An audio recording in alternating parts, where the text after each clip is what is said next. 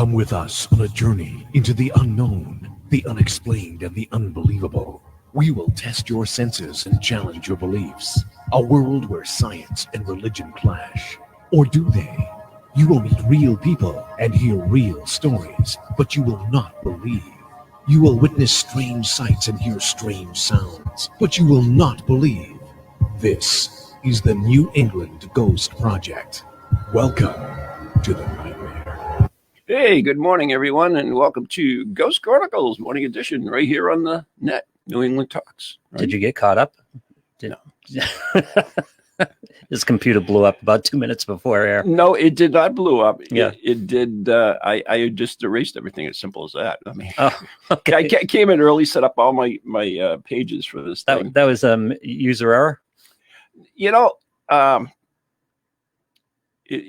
I look at life a little bit different than other people.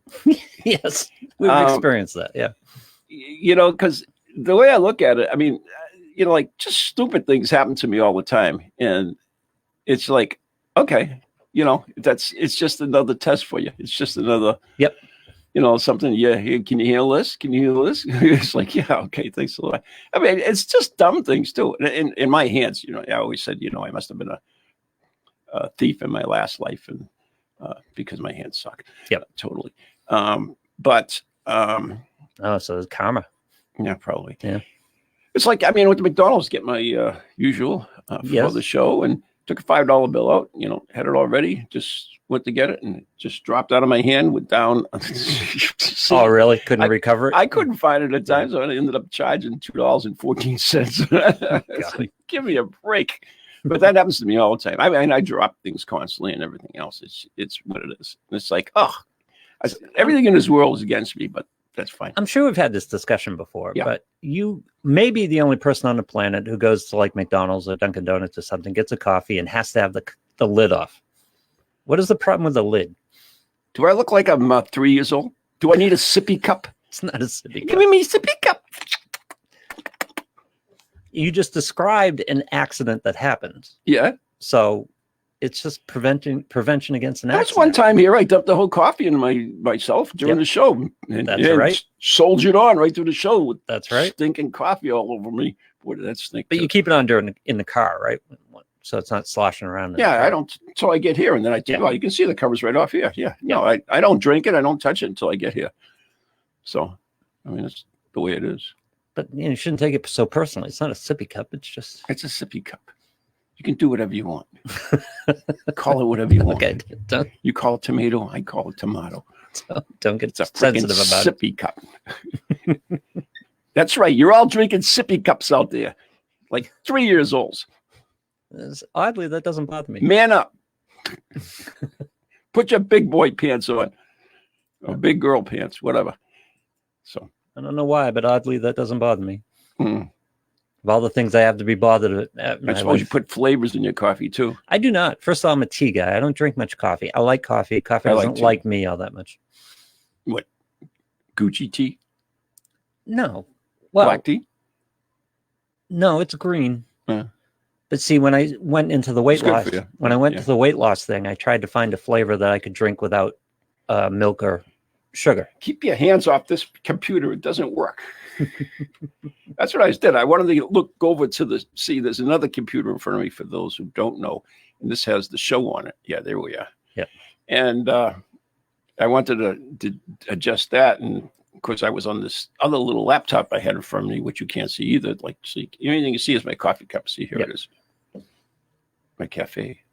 $2.14 with my sausage McMuffin. Anyways, a couple things. Are you a carry cash guy? Huh? You kind of made a point of the fact that you charge the coffee. Yeah. So do you use debit cards a lot, or are you mostly a cash guy? I like using cash. The reason being that I always take my change and throw it in a pickle jar. And then it gives me a nice little profit. Oh, I see. Yeah. When it fills the jar, then I get myself a nice little nest egg. Okay, so there's this app you can have on your phone. I don't know where. I don't really care. I don't know where you are. I don't want no freaking name. I have a regular phone somewhere that have never used, but I'm sure. There's this app called Acorn. I know. I'm well aware of ACOM. Oh, well aware of all the, okay. It doesn't mean don't take it personally. Just because I, don't use a sippy cup cover doesn't mean I don't know how they work. You know what I'm saying? Yeah, I gotcha. All right. Anyway. So anyway, a couple of things coming up. Didn't mean to touch these sensitivities. Yeah, well, it's Monday morning. Give me a break. A couple of things. First of all, Prince Philip died. That was 99 years old. Would have been 100 in a couple of months. Oh, wow. Yeah. I mean, people like that, they don't get enough credit. Mm-hmm. People like Prince Philip, people like the disciples. It's like they have a role to play, and it's a role that you and I would never do. Right. And Prince Philip was a royalty in his own thing. He was so he's not a royalty in law. He was a Greek royal. He was a Greek royal. Yeah. Oh, okay. You think they ever marry their own people? No. English always marry somebody else. It's always been that way. There's royalty in Greece. There's royals everywhere. Okay. Do you remember? Right. The whole country was that way. Yep. And anyway, it's his poor mom. They put her in an insane asylum. Yeah. Yeah. Yeah. What was the matter with her? They didn't like her. Okay. So why wouldn't he stay? So anyway, he was a royalty, right? Okay. Yeah. So let me finish my thing. He was also like an admiral in the Greek Navy. He was, had a very good naval career. Mm-hmm. And in order to marry the queen, he had to give that all up. I was going to say, so he totally gave up everything. He stepped out of secession in Greece. Totally. Not only that, he had to give up his naval career.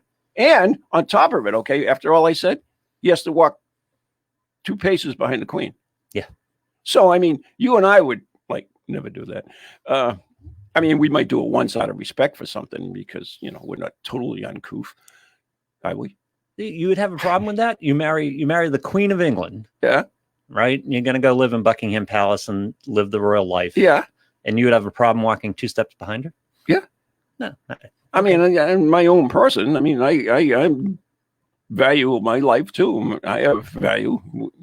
Yep. So maybe the queen doesn't think I have it, but no. What I mean, if he Jan were loved elected president. Yeah. I What mean, about it? You would respect the office, right? You would.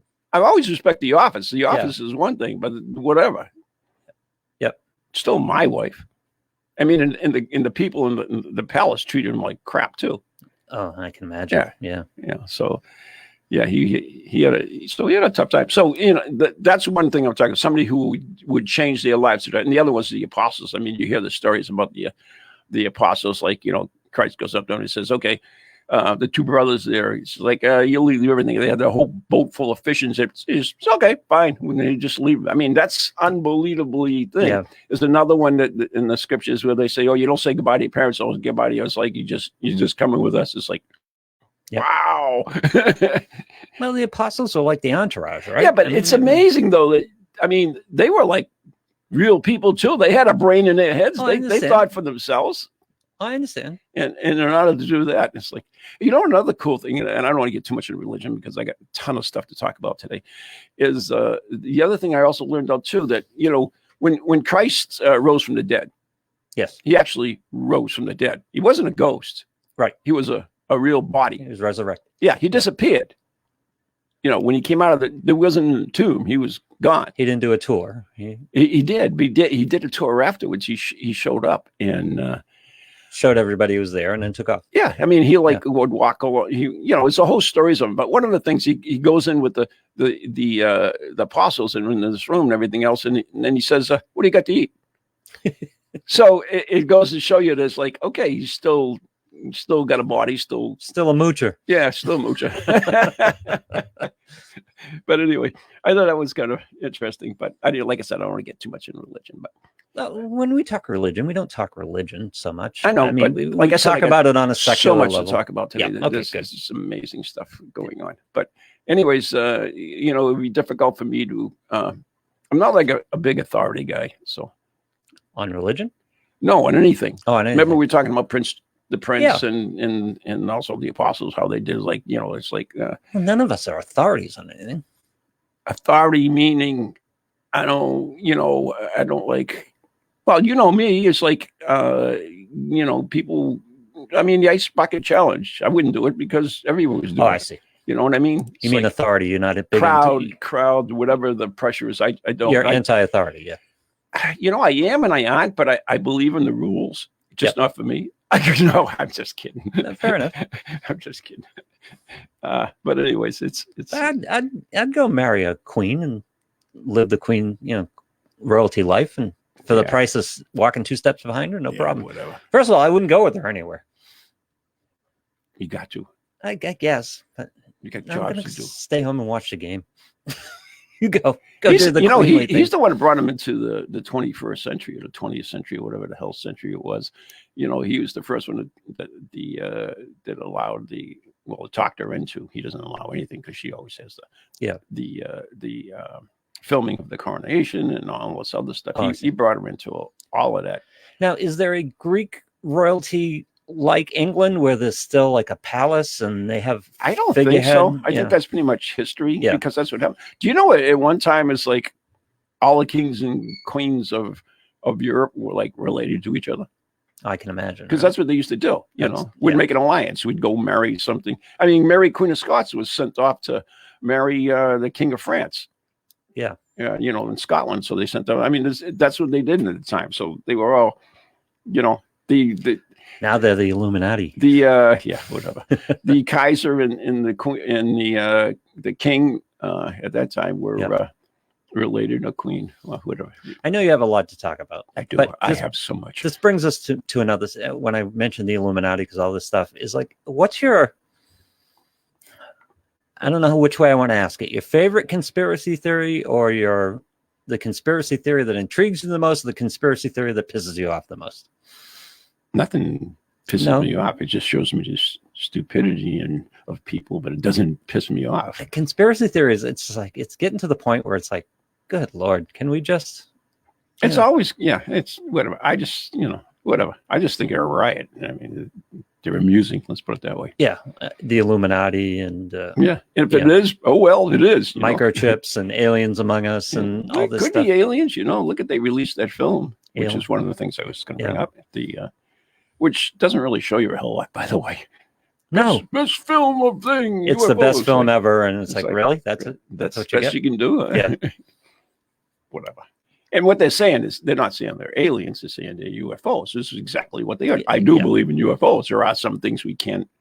We can't identify them. Yeah, they don't know what they are. So if they don't know what they are, UFOs is fine version of it. But when you make it the alien connection, that's a whole new ballgame. Everybody on the planet has a camera on them. If a UFO showed up, we'd have some decent images. And again, I understand the concept that you gave me, which I totally agree with and I love, that I don't know if we'd believe even the best evidence. I don't know if we'd believe it. No, we wouldn't. But that what the Navy gave us is not the best footage available. There's other stuff out there you can see too. But anyways, the interesting thing too, I mean, you look like it's how you interpret stuff. I mean, like how many freaking orb pictures out there? Everybody's got cameras there taking pictures of orbs. They're all over the place, and they're all whatever they are to them. So it's like whatever. Float your boat. And speaking of spacecraft and UFOs, by the way, can't you see the human who's talking to an alien right now, saying, "Can I take a selfie?" Can't you just see that? Of course you could. Yeah. You'd be sitting there out there in the backwoods of Maine. Yeah. And there'd be a moose sitting there and you sitting there and the alien spacecraft on the side of this fire road in the middle of the woods. And you say, "Hey, can I take a selfie with you?" Of course you would. So would you, so you're in the woods, excuse me, you're in the woods camping and all of a sudden UFO lands and a guy comes out. Yeah. What do? Do you run? Oh God, yes. Do you really? Oh God, yes. Seriously? As long as I'm packing them okay. You're packing, that's a different story, I guess. But I don't know. It'd be tough. That would be a very excited moment. You would be emotionally strained at that moment. I'd go, live long and prosper. But by the same token, if you're there on this road, this fire road in the middle of Maine, and an alien spacecraft lands in the road, and the ramp comes down, and the guy's coming out, it's probably not there to hurt you. Yeah, I mean, but probably just wants abduct you, probe you. Probably wants to know where the bathroom is. Maybe. you seen Bigfoot? We're looking for Bigfoot. Yeah. Have you seen the Bigfoot? I need a Bigfoot for my zoo. I came here for hunting. I lost the Bigfoot. I lost my Yeti here like 100 years ago. Have you seen him? Anyway. Yeah. Oh, we're so bad. Speaking about space and spacecraft and everything else, the NASA launched their helicopter, which is like wicked cool. Oh, yeah. How'd that do? It flew. Ah. Yeah. I mean, it only went up a little bit and went down. I mean, I forget how it is, 30 feet. I had all these pages up on my computer, but somehow it got magically erased when I pressed the button. That's an interesting concept in and of itself. What's that? That NASA designs a probe, right? Mm-hmm. And they send a probe to Mars. At least they're not checking anals, you know. Yeah, true. But they send this probe to Mars and they design this helicopter thing. Yep. Now, a helicopter is the most Rube Goldberg contraption in human history. That's a phrase. Yeah. Rube Goldberg? No, not familiar with it? No. Do you remember the Rube Goldberg comics? Remember the game Mousetrap? Yes, I do. Okay, Mousetrap, you built this incredibly... Wasn't that fun? It was fun. I love that. You built this incredibly complex contraption to do a very simple thing. I should see if I can get one on eBay. You developed this incredibly complex contraption to do a simple thing, like drop the thing on the mouse. Yeah. That came from a old comic strip series by Rube Goldberg. I did not know that. And the whole comic strip series was incredibly complicated mechanisms to do the simplest things. That's cool. And a helicopter is kind of that. Now, wouldn't you? There's a reason for it, though. What? There's a reason why. Yeah. So I'm wondering why. Because wouldn't you have sent a drone? No. No? No. Because see, that's what part you're missing about. Because every 6-year-old can fly a drone. Every 6-year-old can fly a drone. In real time. And this is nothing more than a drone, by the way. Yeah. You know, basically mechanical. But the thing you're not understanding is... as the comics, it was in the comics the other day. Mm-hmm. Elon Musk is opening up a restaurant on Mars. Great food, but no atmosphere. I kind of like that. But that's the key. There's no atmosphere. So in order for a plane to fly, it needs air to push around. That's right. So even for a helicopter. Now, the highest helicopter that highest recorded helicopter flight, I believe, was by a Brazilian pilot or something, was 40,000 feet. Mm-hmm. And Mars is like 100,000 feet. Oh, okay. All right. So it's amazing that you could do that. It's what they're really getting down to. I mean, geez. It is pretty wild what we're doing, though. I mean, I just hope I'm still alive when we go there. I really am. I mean, oh, you think how early do you think we could possibly be going there? It's getting closer and closer because there's another race on, by the way, because everybody wants to go there now. Yeah. Seriously. No, I know. The next probe, I believe, is going to bring back stuff from Mars. I'm trying to find some footage. I can't find any footage. That's right.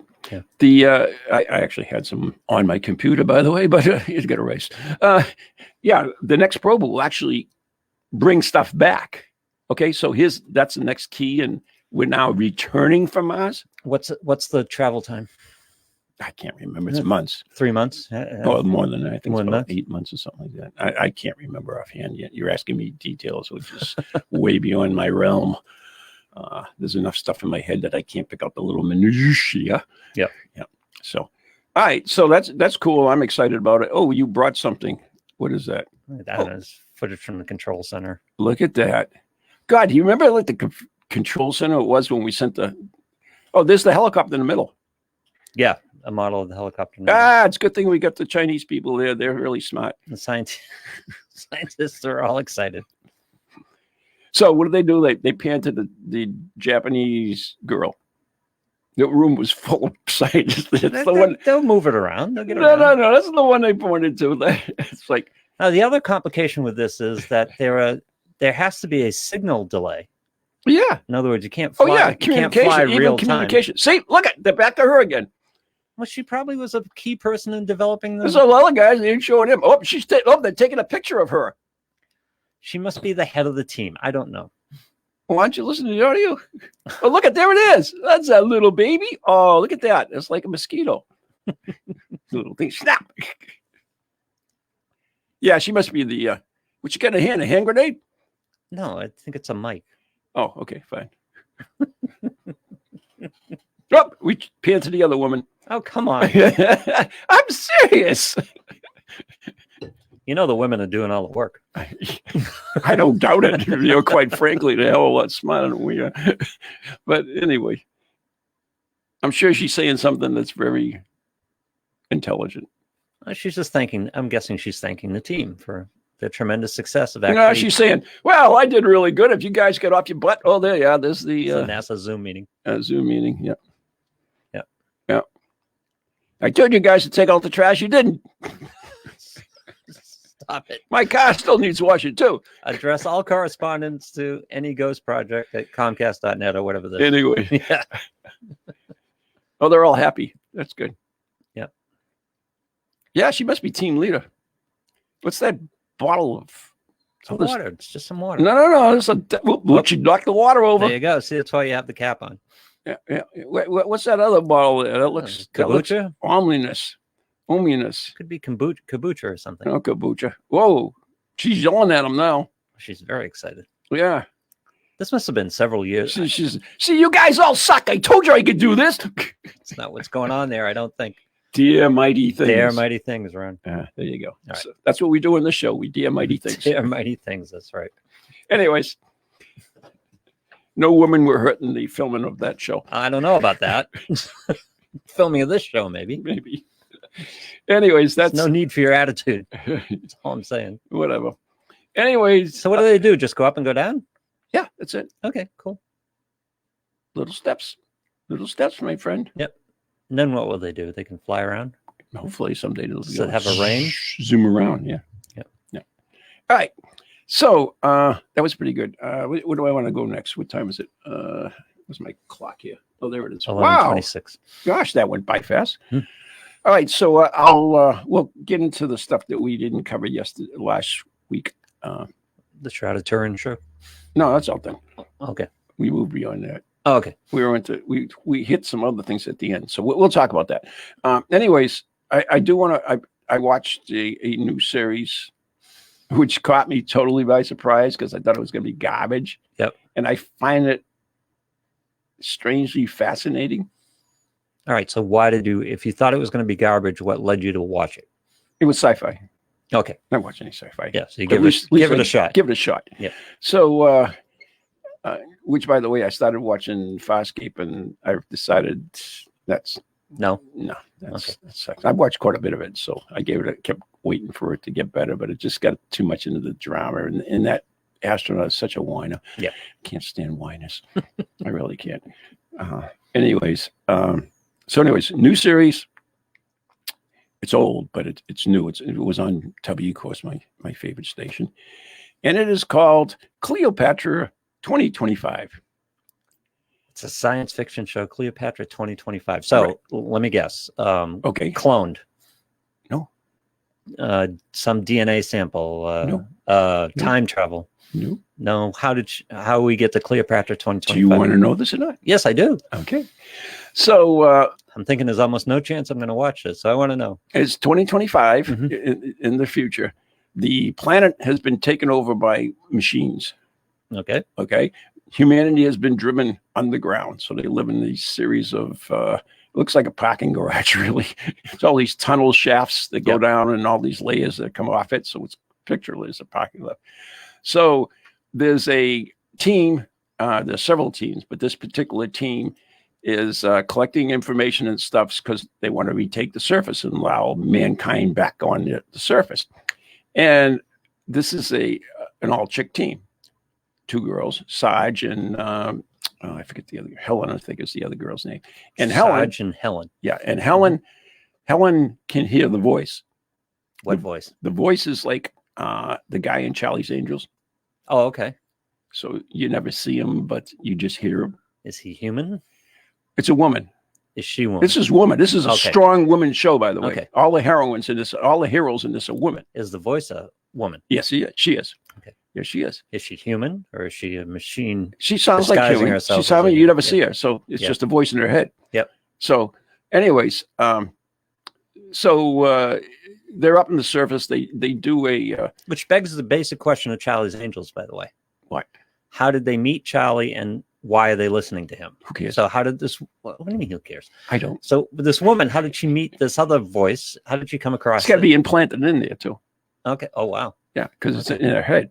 All right. Right. So there are other teams too, but this is the one that's special. So there's used to be these 3 members of a team, 2 women and a guy. So they go up in the service and they do battle with this machine that's running the machine. The bailists are these big machines, and they have all kinds of weapons on them. They can float around and do stuff. So the machines not only took over, they militarized. They built machines for anti-human. Well, that's how they took over, I'm sure. Yeah.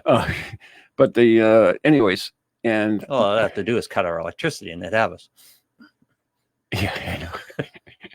So, anyways, they do battle, and when they get back in, they realize that the guy on the team is really what's the name of it? Oh, I just lost it. Something like a deceiver or something. Mm-hmm. Basically, they're a machine. Android, yeah. Yeah, they look like a person, but they're not. And so anyways, that was that. So they end up killing it. But during the battle, Sarge, one of the women, gets shot. And she needs a new spleen or liver or something, right? Some kind of internal organ. So they go to this place. I mean, there's lots of mutants and stuff down in the underworld. Sure. Yeah, of course. A lot of mutants now. Yeah.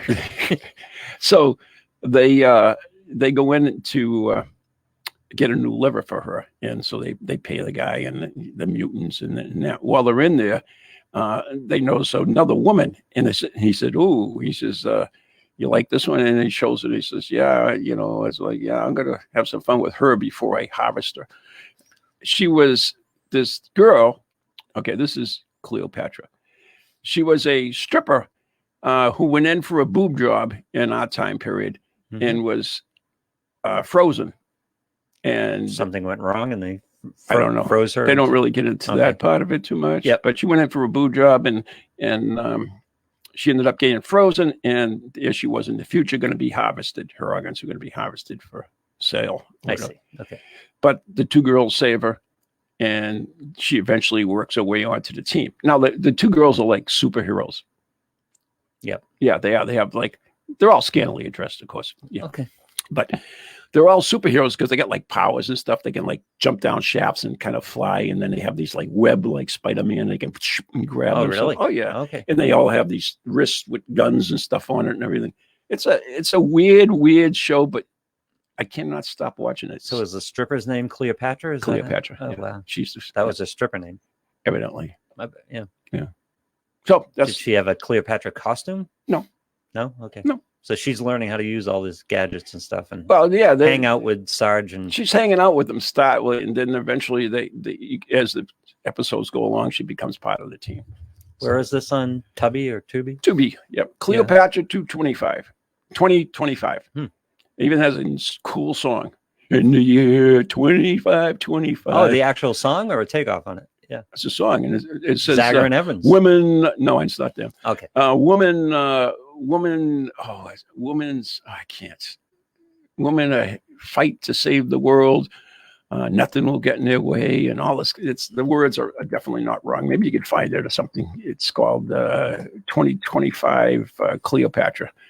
So I can't find the song. All right. Well, we're going to take a break. So when we take a break, you can peek around in it. Oh, okay. All right. How's that? Cool. You're listening to Ghost Chronicles Morning Edition right here on the net in New England Talks with Lou, the professor, and me, Van Helsing, right here on, where are we? The net. 102.9 HD2 or on your Facebook or whatever. I don't know. We're here. We'll be back right after the following messages.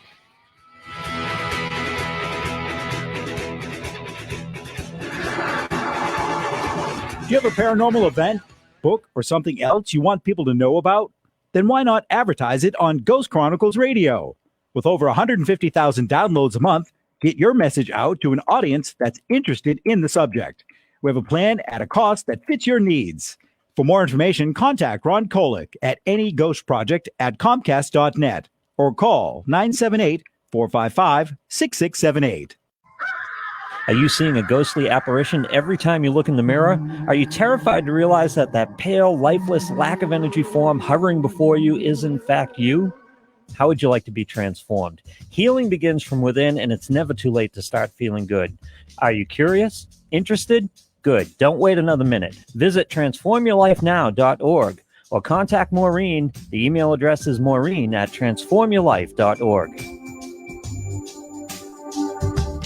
Everyone is cashing in on social media, and all marketing roads lead through social media. If you want to make a splash here in the Merrimack Valley, you need to tap in. This is where the new CEM podcast studios come in. Of course, you can spend your time, energy, and money learning how to wrangle technology to make a podcast instead of running your business. Or you can invest in telling everyone in the Merrimack Valley, Massachusetts, New Hampshire, Maine, the Seacoast, or everywhere in the world about your great business, product, service, or yourself. The CEM Podcast Studio is a local audio and video studio dedicated to the craft of podcasts. Their studios feature state-of-the-art recording and mixing equipment designed specifically to produce the best audio and video podcast. Best of all you need to worry about is your show, your business, and your brand. We do the rest. Call 978-686-9966. That's 978-686-9966 to schedule a no-obligation tour of the CEM facilities and meet with a podcast specialist. Or go to CEMpodcast.com to find out more about podcasting services. CEMpodcast.com, your window to the world.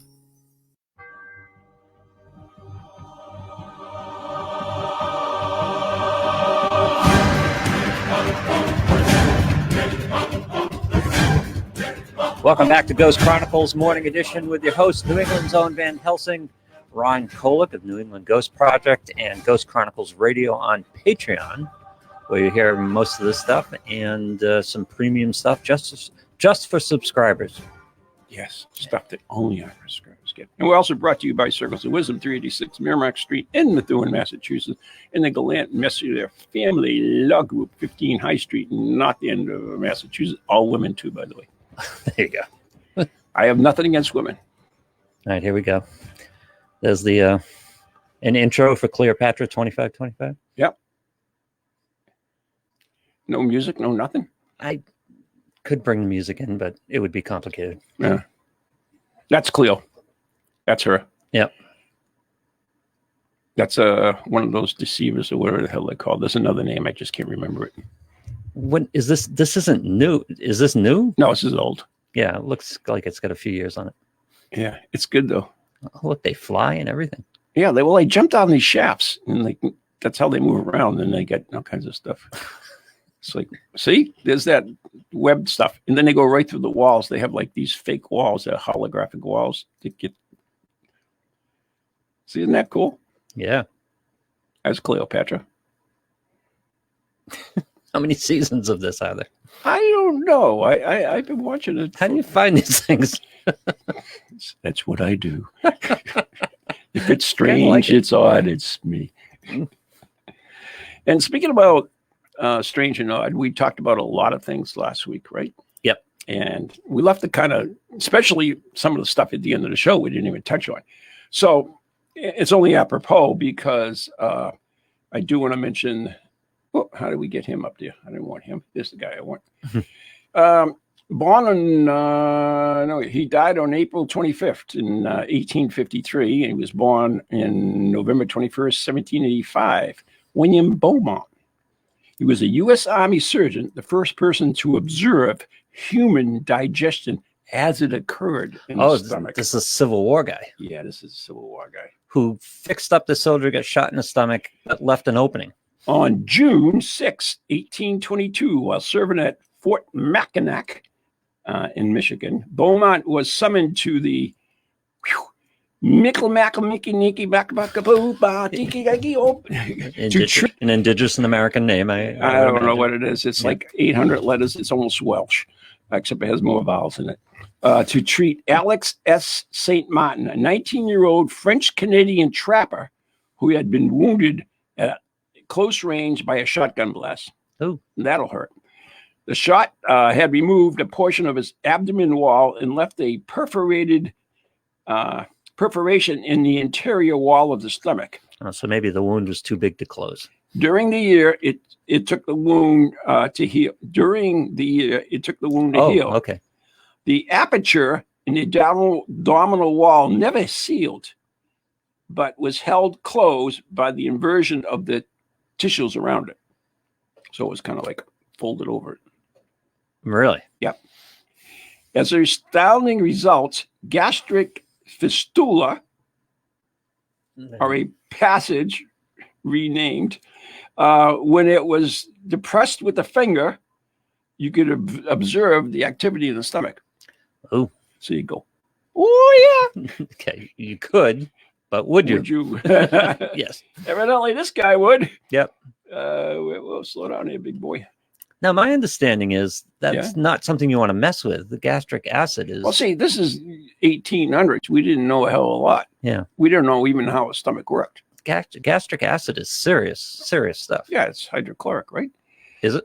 3 years after a near-fatal accident, Bowman began physiological studies of St. Martin's stomach. He believed that the process of digestion was an essential chemical process carried out by chemicals in the stomach. Determined to prove this hypothesis, he collected samples of gastric juices and sent them out for analysis to several chemists who established the presence of free hydrochloric acid. Oh, I am good. You are good. My college education did Columba for me. Anyways, in the juice.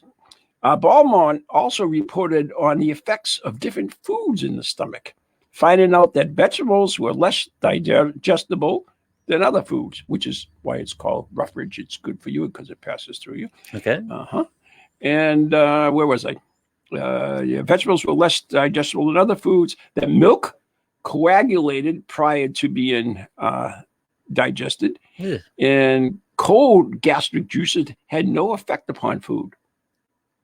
So they had to be warm. Let me warm that juice for you. Cold gastric juices had no effect. No effect on food. But they're never cold if they're in your body, right? Exactly. Yeah. Okay. But he's experimenting. I We didn't know crap about I'm trying to understand. I'm trying to glean knowledge from this. 1833, before the Civil War, he published it in the Experiments and Observations of Gastric Juices in the Physiology of Digestion. Physiology, sure. Bowman's experiments threw new light upon the nature of gastric juices and digestion processes, established alcohol as a gastritis, inflammation of the stomach's mucous membrane. So that's what happened when you drink alcohol, children. Okay. Be careful. I'm sorry, what is it, Dana? What? What happens when you drink alcohol? God, maybe go the milk coagulates. No, not the milk. Yeah. This is the other thing that I was talking about. It causes inflammation of the stomach's mucous membrane. Okay. It inflames it. Okay. Which is why we get ulcers. Oh, okay. Remember ulcers? Yep. Yeah. Okay. So that's the little work. And knock on wood, not yet. He actually would push the flaps out, put a little piece of meat in there, stick it in there, see how long it took to digest. Put other food in there too. That's how we found out that vegetables didn't digest as fast. Like that stuff. It seems like an odd hobby, but okay, yeah. Somebody has to do it. I guess. In reality, he shed great light upon. I can imagine. The whole digestive thing. What kind of life did this 19-year-old have? He didn't. He lived quite a bit afterwards too. I don't want to get into the whole thing on that, but he lived. Oh, why is it? No, he just lived a normal life afterwards with the flap in the stomach. It's normal as possible, I guess. Yeah. Hey, you want to see my stomach? It's a good pickup line. Yeah, no, I don't think it is. You don't? No. Oh, well. Are you sure? No, I'm not sure. Okay. What the hell do I know? All right. So that's my story on the. I forgot that little tangent we went on. Yeah. Last week. Yeah. So, which just brings us to our next one, which is far more disturbing. And we are talking about Dr. Leo Shanley. And he was the San Quentin prison doctor who performed over 10,000 experiments on testicular transplants and other stuff. That's right. I'd forgotten about that little tangent, too. Dear. Shortly before Thanksgiving 1919, Antone Lepra was waiting to be hanged for murder. His soon-to-be widow received an unusual request, a letter to Mrs. Lepra asked if she'd be willing to sell her husband's testicles upon death. The writer was a wealthy businessman who was willing to pay $10,000, almost $150,000 in today's money, for the old guys. She said yes. I think she did. I would guess she would. She said yes enthusiastically. I'm sure she did. She said, I've got them right here in my purse. Do you want them? This has got nothing to do with that, but I watched this other series on Netflix called The Windsors. Yeah. It's a spoof on the royal family. It's a riot, by the way. Really bad, but it's a riot. William wants to become a helicopter pilot, so he goes to this thing, and he's seeing that the head of the school, the army school, the real tough sergeant and everything else in there, and he's saying, I don't think you can cut it and everything else. So there's looks like two wallets on the desk, and he picks them up. He says, I'll show you how tough I am. And he crushes the two wallets, and the sergeant says, those are my testicles. I had them shot off in Vietnam. And I'm sorry, it just came in. No, had to. I understand totally. That way, I couldn't help it. I understand totally. I am so sorry for that. All right, so what was I? Think of this chain of events. Yes. Someone in a room sits there and goes, you know what I need? I need that guy's testicles. Who owns the rights to his testicles after he dies? Well, he was a so doctor. They consulted a lawyer, and then they said, let's go to the wife. No. But why would you? No. It quite didn't work out that way. Okay. So he was the head of San Quentin's medical department at the prison. Mm-hmm. So when they executed, and he would execute about 20 people a year back then, and he would simply remove their testicles. Sure. And then he took old guys in the prison and put their other guys' testicles on them. Yes, we want to rejuvenate old men in the prison. And it seemed to work. How did they tell? How could they tell? Because they felt more vibrant. Okay. Yeah. I'm sure that's how it was. They fought better in fights in the prison. I don't know. Fine. Yeah. But yeah, it seemed to be working. So what had happened, how we all got exposed and everything else, is when one of the prisoners was killed and the body was released to the family, they found out, of course, people were dead. He wasn't too particular about the operation, so it was a little messy. Yeah. So they realized that. I'm guessing the coroner told them. Well, when they released the body, they realized that the testicles were gone. Yep. And so that's when they sued and started the problem. So there you go. Wow. And then what happened is that he ran out of testicles. I mean, only 20 are dead. Yeah. Yeah. So he started getting goat testicles and. Really? Yeah. How'd that go? Well, let me finish it. Okay. Yep. Goat testicles, and I forget there's another species too. I'm doing this all from my brain, which is pretty good. What does it say about me that I'm fascinated by this? I don't know. Yeah. So anyways. Yeah. So over the next year, he performed over 10,000 testicular implants within the wall of San Quentin. Wow. So I'm wondering if that counts as 201. Well, there's a testiculectomy, and then there's a transplant. Well, I'm just wondering if two different procedures. Well, no, wait a minute. I don't know if it's you get both of them or one of them. Oh, that's I didn't know if it's 5,000 sets or was it 10,000 singles. I'm not sure. It doesn't really go into it. Damn good question, Ron. I mean, I would want to know, does one work as good as the other? I mean, do you need two or do you need one? Does one procedure include the pair? Yeah, or maybe it costs more money. Well, no, he was doing this for the prisoners. So, all right, this is, I think I might have mentioned it this week, but this is a test of my second guy theory. Second guy theory. No, he was all by himself. No. You think? Yeah. Because he has to do the operation on the living prisoner. He's not doing that in secret. It's not like, bring Hal down. Yeah. I got a half an hour. Let's do this. He's not doing it that way. He's taking live. You could see if you were harvesting the testicles from the dead bodies where the prison hierarchy wouldn't necessarily get involved, or it could have been kept secret. But no, the testicular implants on the living guys. I'm guessing that management knew what was going on. Well, he was very respected for some reason. You know what he did before he was a? Oh no, I can't wait. Before he came to a doctor. I can't wait. What was he? Will you stop running around this thing? Stop moving. Oh wait a minute. Oh, okay. We're gonna go back from the. I did find out the answer to that question that we asked. Which question?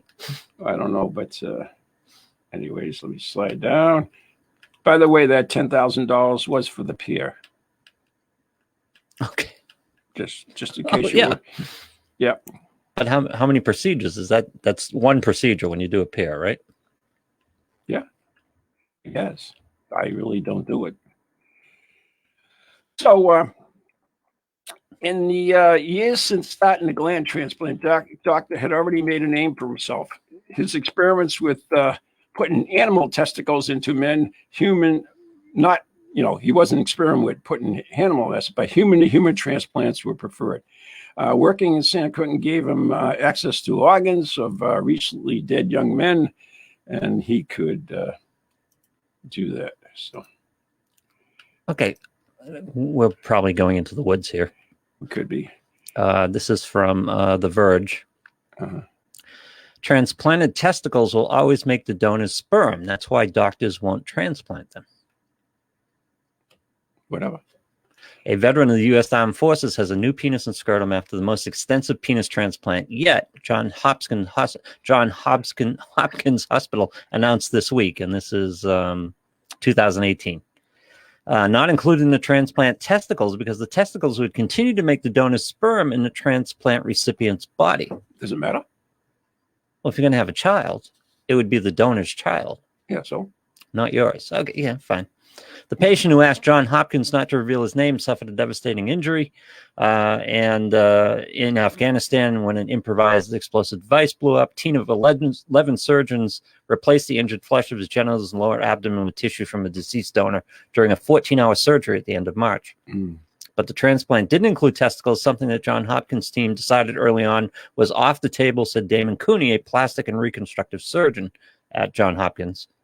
While Cooney couldn't discuss the particulars of the situation due to confidentiality, he said that generally people who lose their testicles opt to take testosterone to replace the hormones and receive testicular protheses.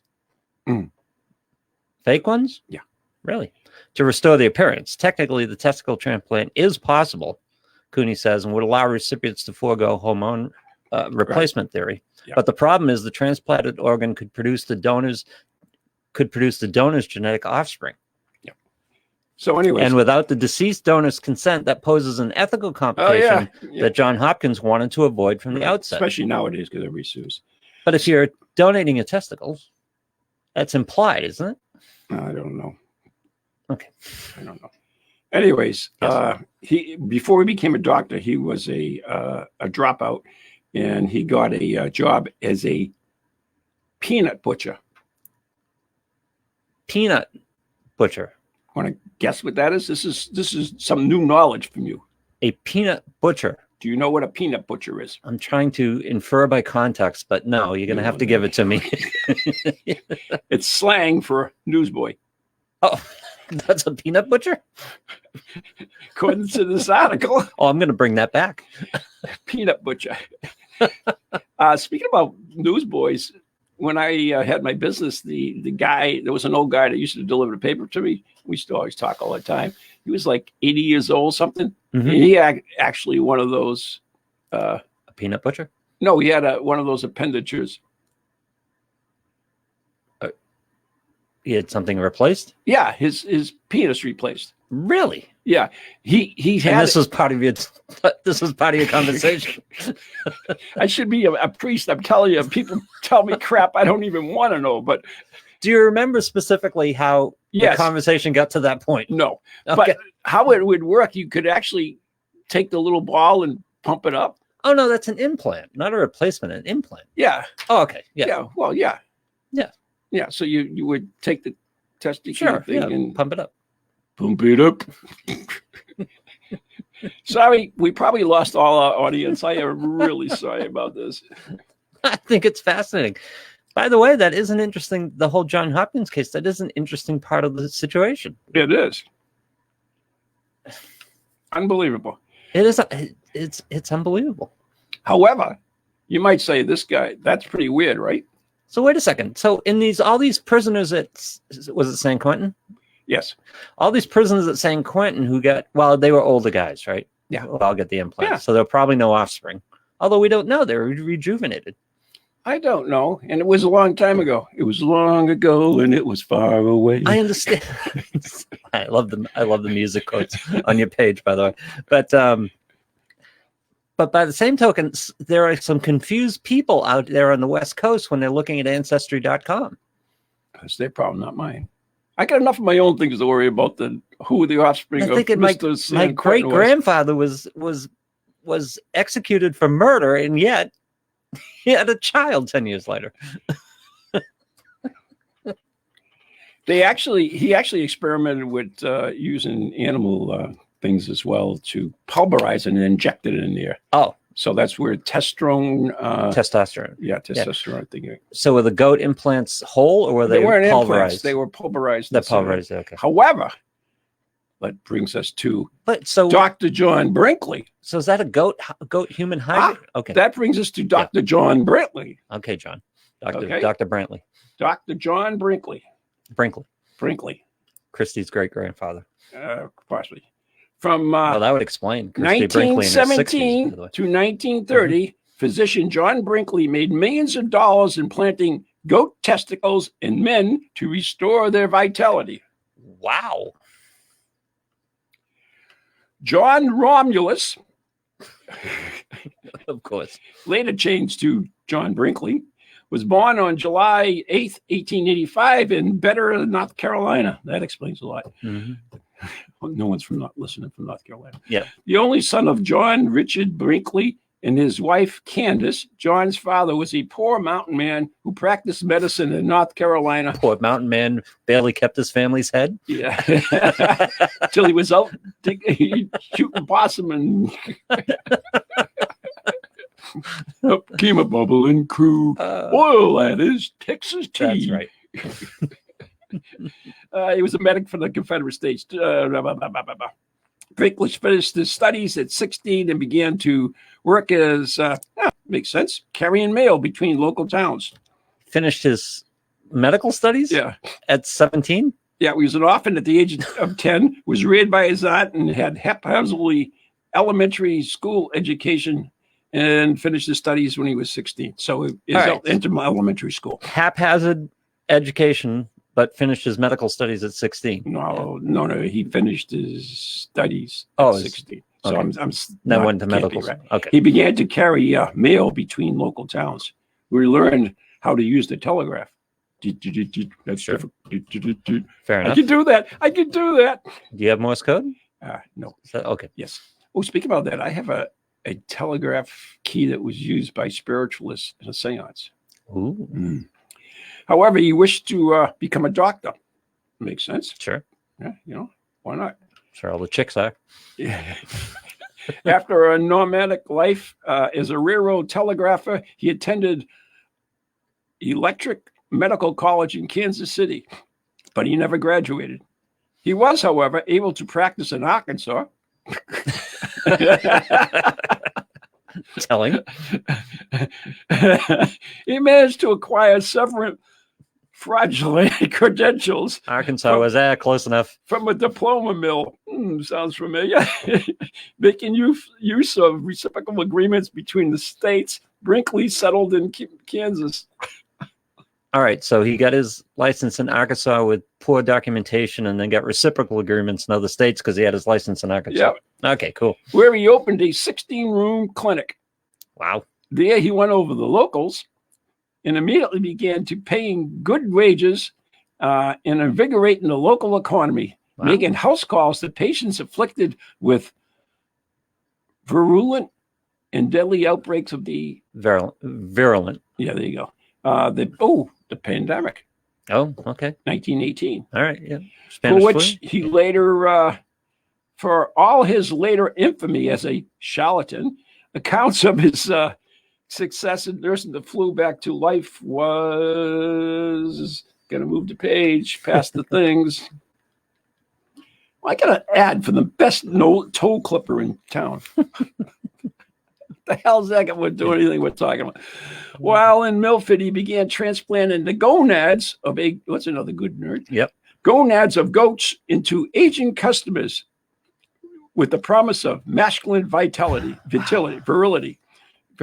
I knew I'd get to it sooner or later. He was soon attracting national attention with his goat gland transplant surgery. For several years, he practiced and was very financially successful. Brinkley brought a powerful radio transmitter. So he bought a radio station. Okay, good. Just related to natural progression from gonad transplants to radio. Is that how Pat started out? Not Pat in particular, but I'm sure there are plenty of stations in the Midwest with similar backgrounds. Programming was interspread with entertainment programs, including advertisements for Brinkley's cigarette remedies. Yeah. See, the power of radio. He was a podcast guy. He had a podcast go. He had a talk program called The Medical Question Box. Nice. This guy was way ahead of his time. He was. Where he would diagnose the nation's illnesses over what? Stop jumping all over me. Over what? Oh, over the air? Over the airways, and suggested proprietary treatments. I like it. This guy was sharp. Yeah. He's way ahead of his time. You're going to love this too. Slow down. Stop. Someday I'll get a real thing that moves on its own. So are there any, we got to get to the basic question here. Are there any goat people out here? Anyway. Okay. I'm getting very close. Soon he was reaching a nationwide audience. The power of radio. Yeah. Mm-hmm. Yeah, the network. It was his first network. Yeah. Treating about 50 new patients a week who traveled across the country to pay $759,000 in covered value, which is not too bad. No. For a goat gland operation. $9,000. Which he transplanted goat testicles in the men. Although initially, Brinkley promoted this procedure as a means of curing male impotence, eventually he claimed that the technique was a virtual pancreas of a wide... Panacea. Yeah, that too. Yep. Of a wide... Somebody will learn to read. Yep. Of a wide range of male ailments. The placebo effect often convinced Brinkley's patients of their potency had been restored. Unfortunately, at least 42 men died from the operation. Oh, that was going to leave a mark on it. Yeah. That explains the price. His practice was so successful that Brinkley soon had clinics and hospitals in several states. And despite the fact, almost from the beginning, distractors and critics of the medical community thoroughly discredited his methods. However, he was able to continue his activity for almost 2 decades. Wow. But his success would not continue. By 1930, the Kansas... So you got to listen to the science, Ron. You got to listen to science. The Kansas Medical Board held a formal hearing and decided whether Brinkley's license should be revoked. What, the one he bought in Arkansas? It concluded that concluded that it should state that Brinkley has performed an organized charlatanism. Okay. 6 months later, the FRC, Federal Radio Commission, refused to renew his broadcasting license. Wow. They lowered the hammer. Oh, it's like Twitter with Trump. They silenced him. Yes, they did. Yeah. Because of the obscene material that was on the air. Obscene? Contrary to public interest. Because you were talking about goat gonads? I guess so. Okay, yep. Free our people.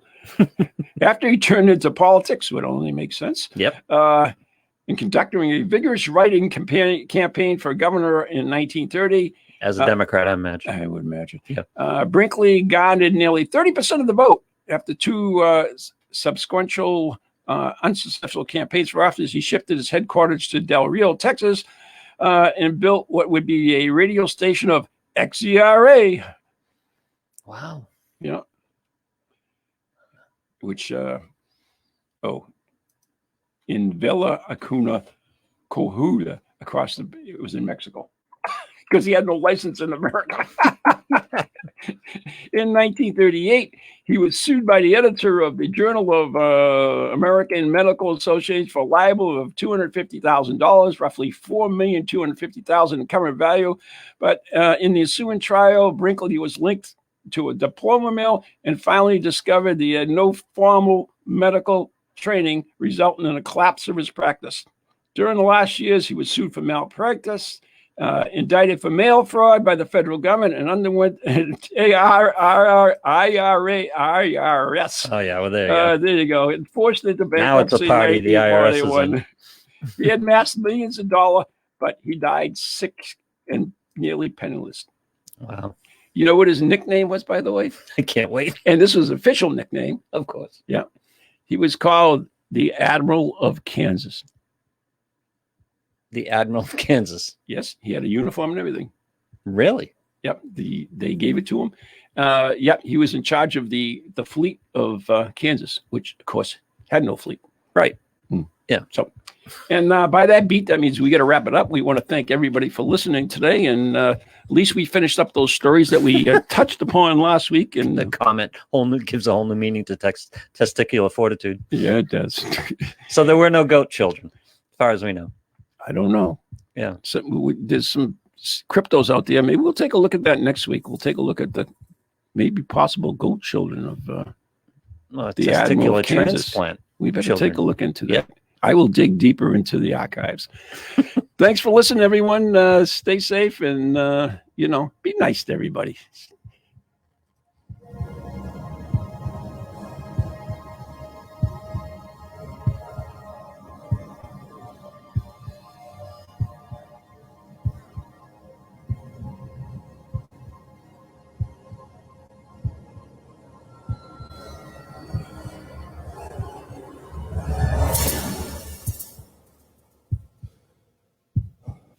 From goalies to ghosties, long-leggedy beasties, and things that go bump in the night.